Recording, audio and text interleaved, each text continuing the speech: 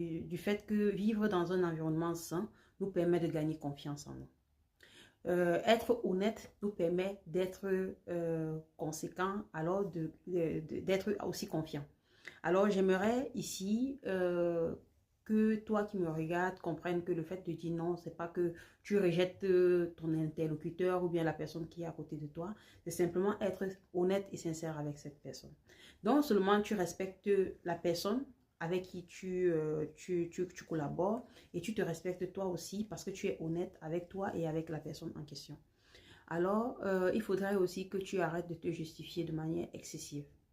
Simplement, c'est pas possible. Je ne suis pas disposée à le faire pour le moment. Comment dire, être poli, bienveillant, mais toutefois exprimer le fait qu'on ne pourra pas le faire. Donc, c'est-à-dire de dire non.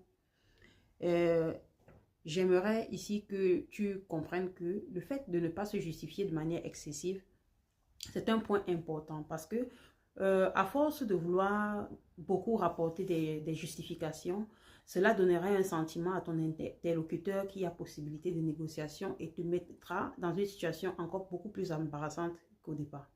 Alors, essaye d'éviter de te justifier de manière excessive.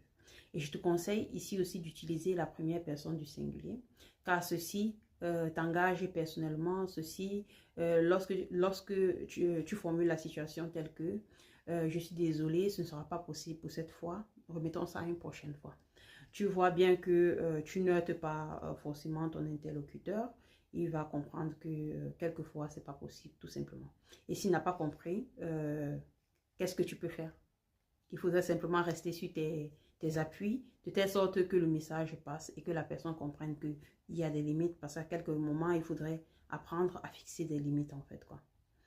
Et un autre point que j'aimerais aussi aborder ici, accepter qu'il y a un malaise et observer la situation, disons, de l'extérieur. Une fois que tu as exprimer le fait que tu ne puisses pas faire quelque chose, il faudrait simplement comprendre que ceci peut avoir des conséquences. Les conséquences ne sont pas toujours des conséquences désobligeantes, ce sont des conséquences